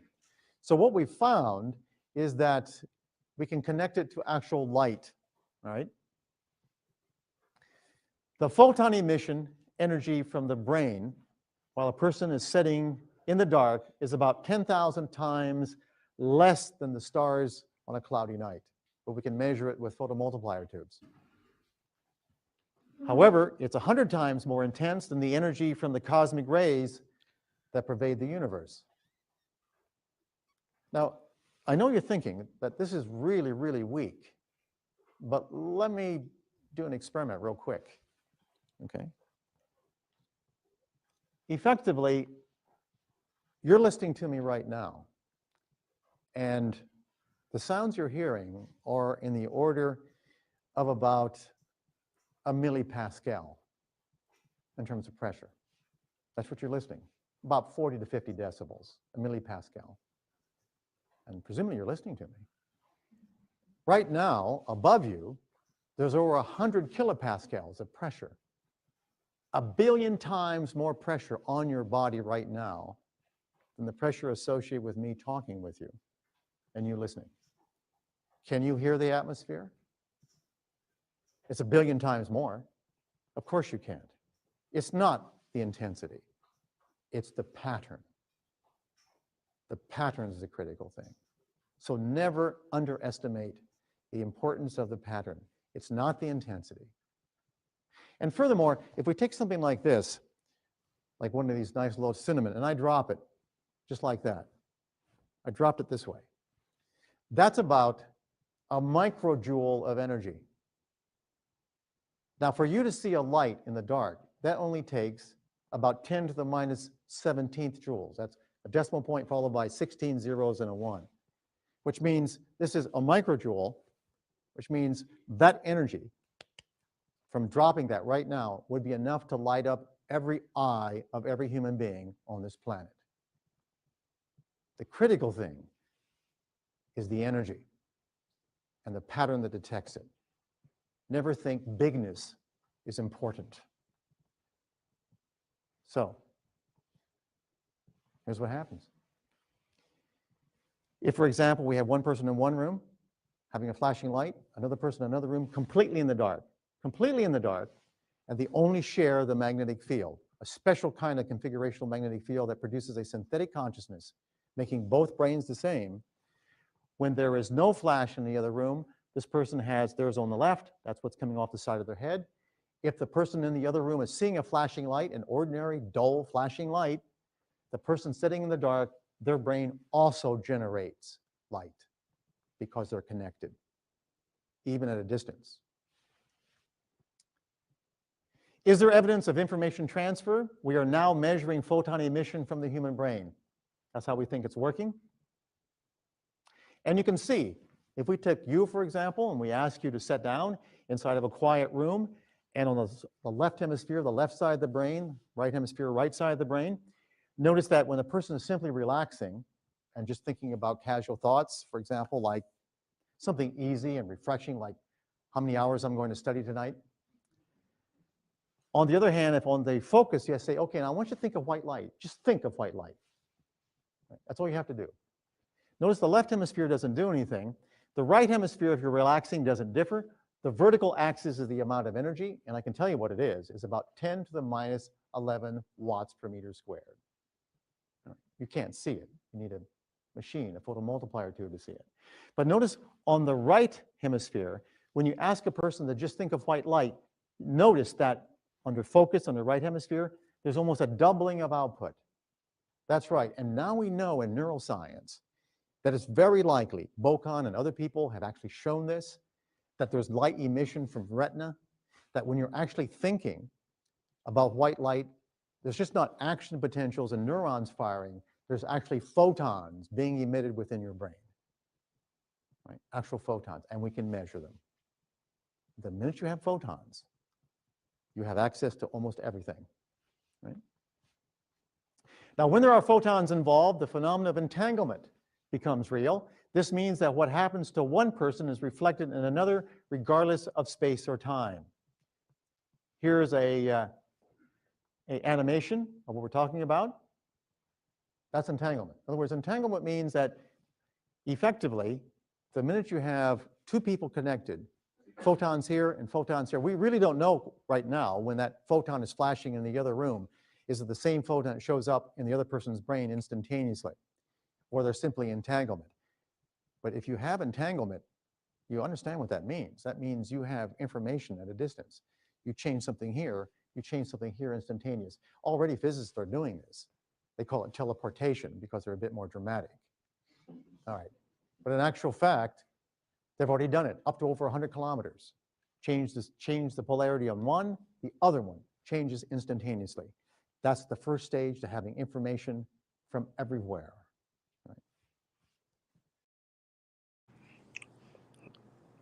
See that? Yep. Getting deeper. But yeah, it's most likely like some like reality is probably similar.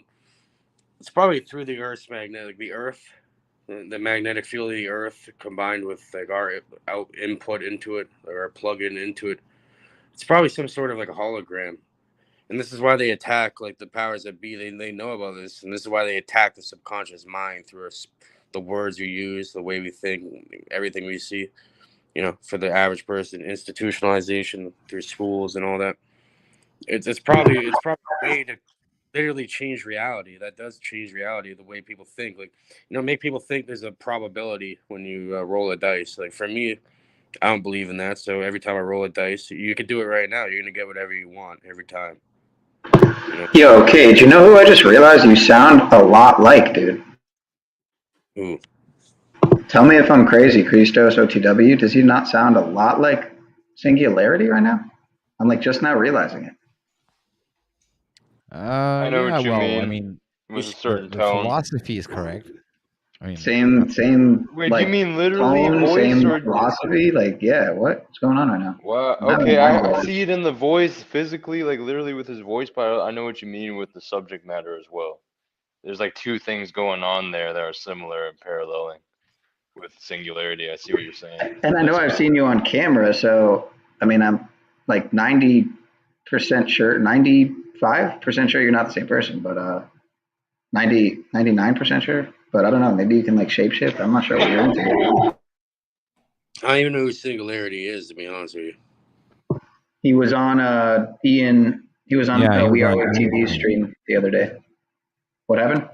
Yeah, he did he ever come on this stream? No, me it was Scott Severini. I'm not sure if I ever had Singularity on here. No, I don't think so. I don't think no. All right, so guys, Yes, we sir. are 7 hours and 33 minutes in the broadcast. We are going to be ending this in exactly 27 minutes, ladies and gentlemen. I love you all, man. Thanks everyone for being here. Obviously, I'm not shutting it down right now, but I'm just like shouting you out all out. So, and I just want to, keep you guys aware that the stream won't be going on for 12 hours.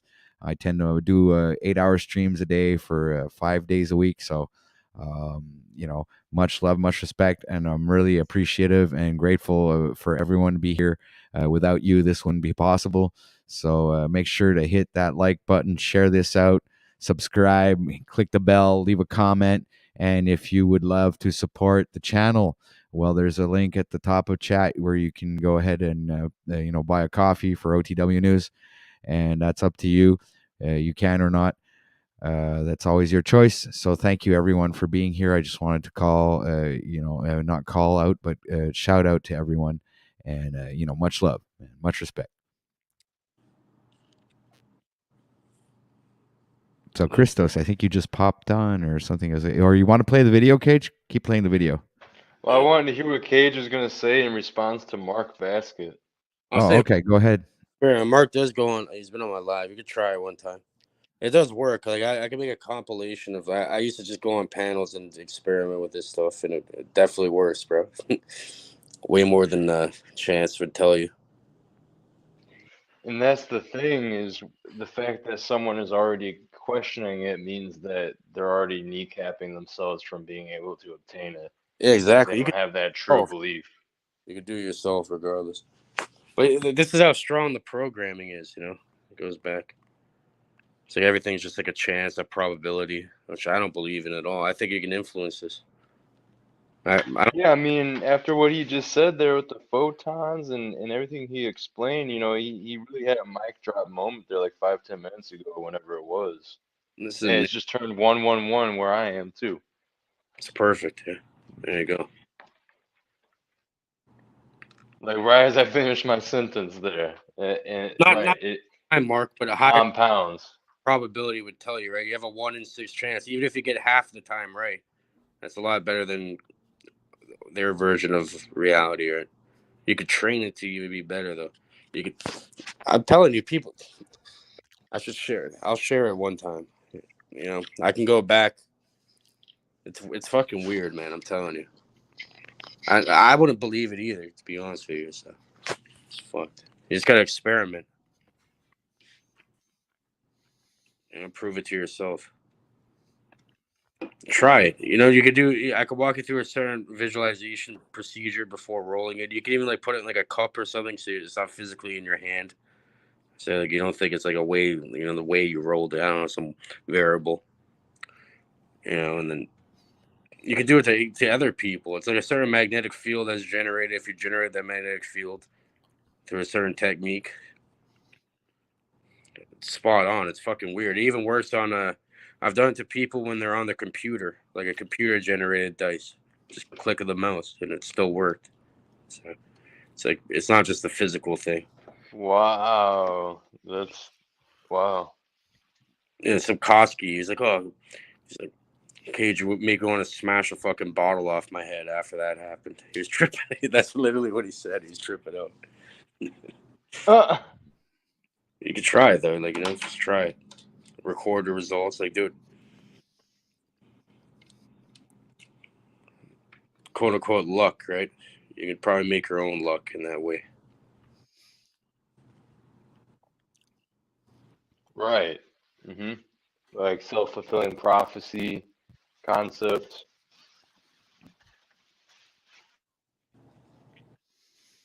It gets deep.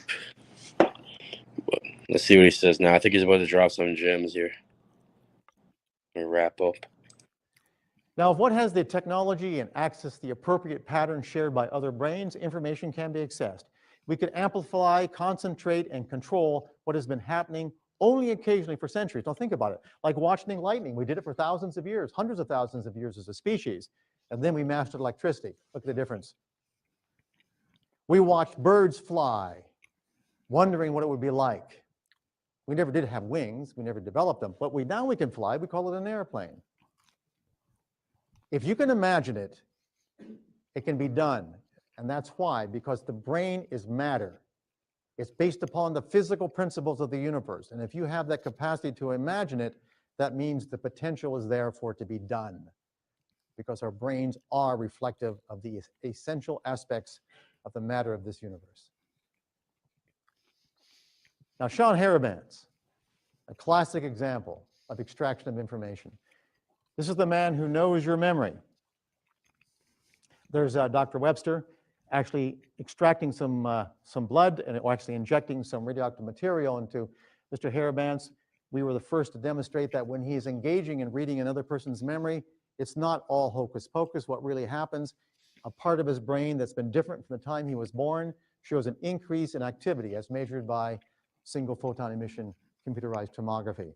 Very specific to the right parietal lobe. Here's Sean Harabanz, again, an animation. He's looking at a picture. All he has to do is look at a picture of the person about whom he's talking, and he begins to talk about the person's past, often embarrassing things that only they know. How can that be done unless you have access to memory? Right? It's not written anywhere. We made an extraordinary discovery about Harabanz's brain. The energy associated when we measured, don't forget, the experiment, most powerful tool we've got. You can speculate until you get extraordinarily enthusiastic to the point of inebriation, but unless you've got the experiment, you don't know. So we've actually did experiments. We brought him up here. We've measured him repeatedly. Okay. We made an extraordinary discovery about Harabanz's brain. The energy associated with the small decrease in the Earth's magnetic field around his right hemisphere. We were flabbergasted when we put our magnetometers around his head. His brain actually distorts the local magnetic field. Small amounts, but measurable and reliable. Okay. It was equal to the energy of the light emission from his brain. You think that light emission was interesting. You should have seen the photomultiplier tubes when we put it around his head. The needles are visibly showing increases in activity. And the more the photons increased, the more the magnetic field dropped. And that energy was equal to the activity of the neurons. We actually calculated the number of neurons that he was showing activity by looking at our quantitative EEG. In other words, conservation of energy. The longer Mr. Harabanz was close to the subject, the more the subject's brain began to show the patterns of Harabanz's brain. Let me give you an example. Harabanz and the subject. This is our EEG. Okay, single channel. Obviously, we do 1020. Okay. But notice that as he sits there, they become more and more synchronous. At that point, when they become synchronous, he actually begins to extract information and begins to tell information to the other person, the person sitting there, information that is only they know about. Now, if you haven't heard of Harabanz, well, let me put it this. There used to be an ex-leader of Iraq who hid in a hole. Guess who gave the information for where the U.S. government found him? It was Sean Harabanz. The point is, if you have access to information, you can get it from anywhere. But we have to know what the mechanism is. Well, right now you say, that's unbelievable, Doc. That's so far-fetched. Well, let me ask you this. If you now have a radio system that's really, really good, you can pick up a channel from anywhere in the world. 500 years ago, if I'd have told you that, you'd have said that was crazy. We think his brain became connected with the brains of the people nearby through the Earth's magnetic field. Something like this. It seems to only work when he's close. Okay? So as he gets closer and closer, and we see it, we did repeatedly, time after time. The more they're close to Harabanz, the more. Sorry, I was away from the computer, Crystal. Oh, you're good. Did they say this guy was the guy that helped us find Saddam Hussein? No. He was like, what he said was Harabanz somehow told. I don't know. Now like the way he stated it is like pretty much like a reality fuck. It's pretty much like the dice fucking roll thing we're talking about. It's like somehow he like I don't know, like whatever consciousness he was in, he somehow projected that message for them to find him in a certain. So he was hiding in a hole. He was. Oh, okay. Yeah. And he somehow found himself, in a weird way. Mm-hmm. But it's not just like speculation. Like there's something going on with magnetic fields. So and that's probably a derivative like from the magnetite that's in our. What do they say? It was like 4.5 billion magnetite. Yeah, I think it was 4.5. I think. No, we don't mean Bin Laden in the cave. Saddam Hussein in that 6.5, hole he was hiding in. Someone said Osama bin Laden in the cave. No, they were talking about Iraq and Saddam Hussein.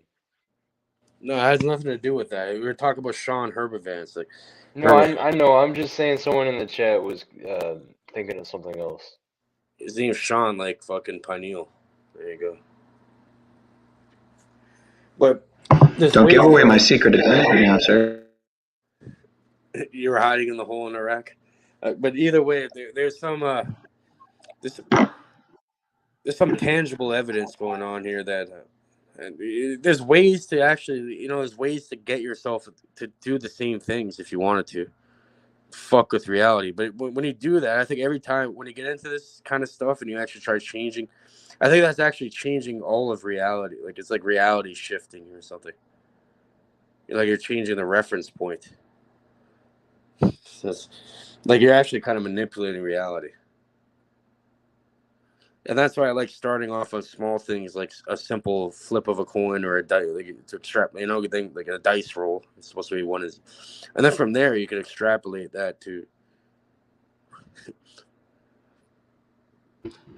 matter is matter either way. So that's all that matters really. You can influence shit, but it's like you have to do it in the right way once you know these things, right? Or not in a way that does not cause harm to other people, intentional harm. You can't fuck around with this shit. Right. Doesn't end well for anybody. Mind over matter. If it doesn't matter, don't mind. But yeah, we're probably living in some sort of a hologram.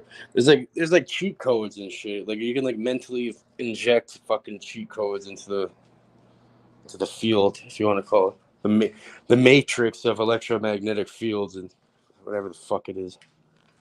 It's funny you pinned that 420 comment 2 days before 420, and it's 2:22. Can't wait for 420. Anyway, you should finish this clip, man, before we run out of time, man. You should also throw it in 1.25, 1.5 speed because, unless you're slow. Unless you're too slow. More their EEG activity became like his. Otherwise, we won't be able to finish in time. He began to extract the information is better. It's better to. Okay, well, talk like what you do is going to wrap up the stream. I'm just telling you, you could either, finish the video or not? No, we'll let it go. Let's see what happens. Information, I'll show you how in a second. During the connection, there was enhanced brain power at 7 hertz over his right hemisphere. You can see the red arrow. That refers to specifically the 7 hertz band coming off his brain. Remember the 7 hertz, intrinsic pattern to the Earth itself, the same pattern that Swan had, and seems to be something fundamental. Now, the 7 hertz is tied to something called the hippocampus, the gateway to memory. And if you access that, you access all the information that's being consolidated in your experience. Remember, your memories are nothing more than synaptic patterns. That's all they really are. And the gateway to that is the hippocampus. Is there another homogeneous field to which all of us are exposed? All right. There are the communication systems of the web, internet, and the massive electromagnetic matrix that it creates. I'm just giving you one. There's others, you know. Let's take a good look at it. That's sort of a diagram of it. You can see that effectively right now communication systems are so pervasive that we all are immersed in this background that we call communication systems. You know, interesting thing, at one time we used to have radar sent out and reflected back in order to see things at a distance. Now the electromagnetic density of all the communication systems are so great, they generate a shadow. We don't even have to generate radar emission anymore. We're living within the shadow, quite literally, of a massive electromagnetic field generated by communication systems, which means we're immersed, all of us, in a homogeneous secondary field called the communication system, called the modern technology. And much of it is pulsed, very much within the range of the brain, the human brain. So I ask you this question: what would it mean if you and everyone else had access to the information of every other brain on this planet? You should think about that for a second. In fact, I'll repeat it. What would happen, or what would it mean if you and everyone else had access to the information of every other brain on this planet? So there's 7 billion of us roughly. What would happen? First of all, knowledge is the ultimate power. And as you know, revolutions occur when about 50%, and this is historical, when about 50% of the population becomes educated, that's when you have revolutions, historically, okay? When they become literate. That's why people are often, and dictators are often against literacy or access to free information. But what would happen? Knowledge is the ultimate power. First of all, the control of populations is based upon a few having discretionary information over the many. Call them governments sometimes, right? Or administrations. Okay. Economic advantage derives from proprietary information. If everybody had equal access and knew what the other person was thinking, do you think there'd be rich people? Think there'd be poor people? And finally, the success of governments depends upon sequestered facts. Do you really think governments could have their power that they have right now if you knew everything they were doing? Of course not. We have seen the impact of leaking information through the web, haven't we? It's enough to make some people want to take the person who leaked it and bring them back and basically prosecute them for treason or some other kind of confabulated reason. What would happen if you had access to all information from every other human brain through a new technology that is now being developed? And the answer is no more secrets. There you go, PiNEAL, 1.5. Do you think that with was the constant bombardment of all 1.5? that information that eventually 1.25. it would I be a just changed case it right of now. seeing too much and people just wouldn't care? Oh, And so you could hide the secrets in plain sight? If you have access to information for the average individual and you make it such that all 6 billion, 7 billion people see it, what most people do is they extract the essence. Right? So I don't think you can hide important things. Critical things people see right away. I hope that answers your question. I think you're talking about sensory overload. And the answer is that, well, I'll put it this way. If if somebody suddenly realized that there's going to be a limited amount of food, I think most people would figure that out pretty quickly. Right? You wouldn't hide it very easily. Right? Fascinating talk. I'm very impressed.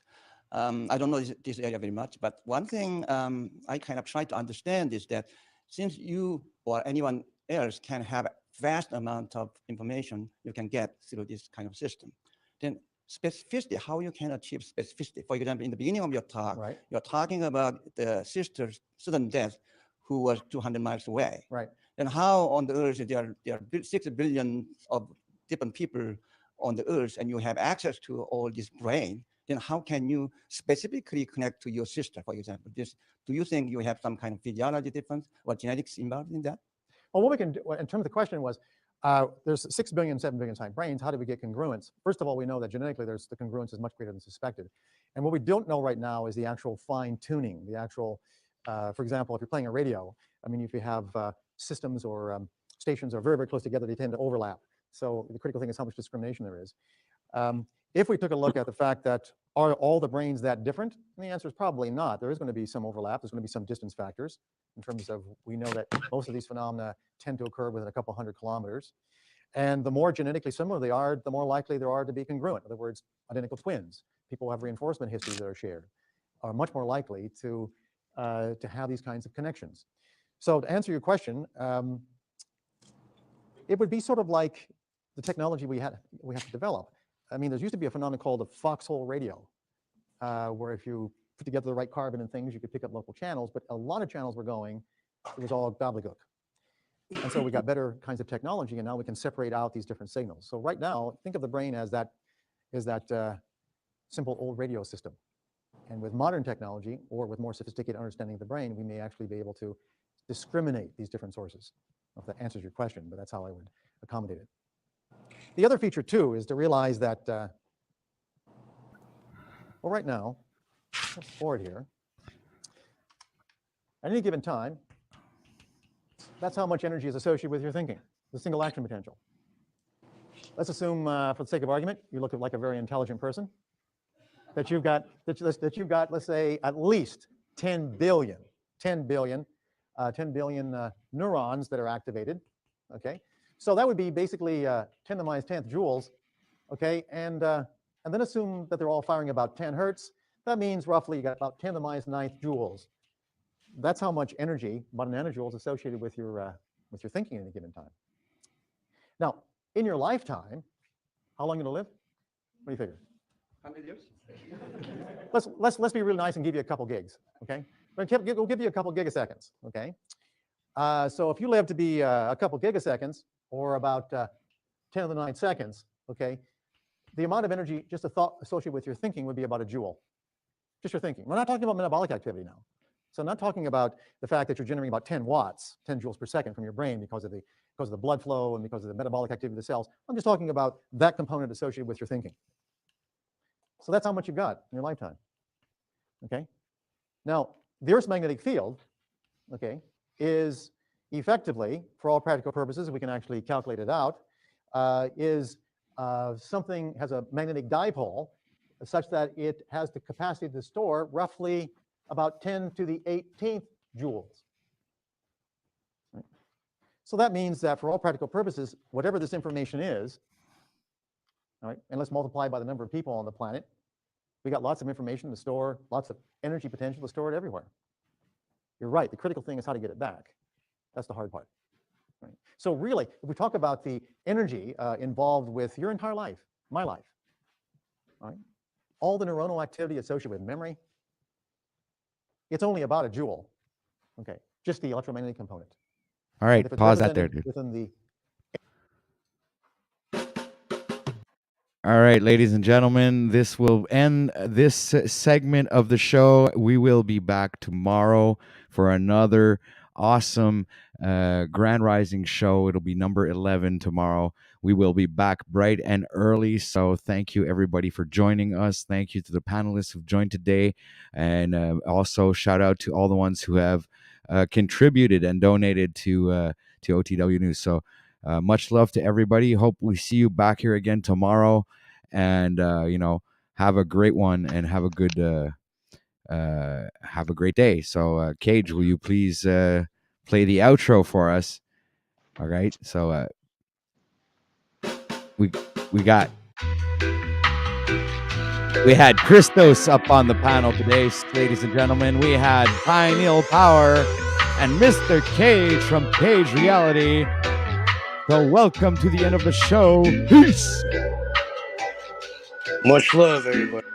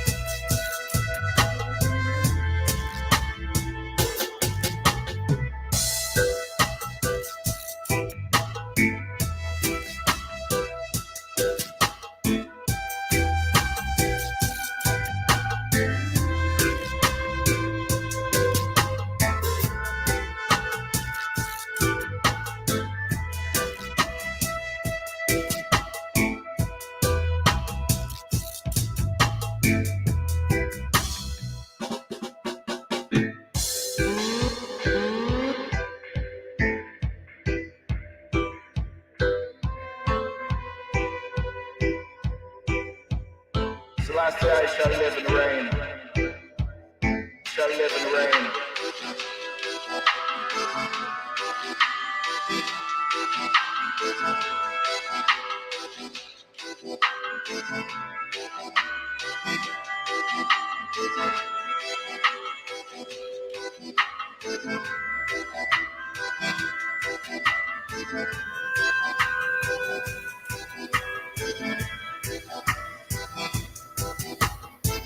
Selassie,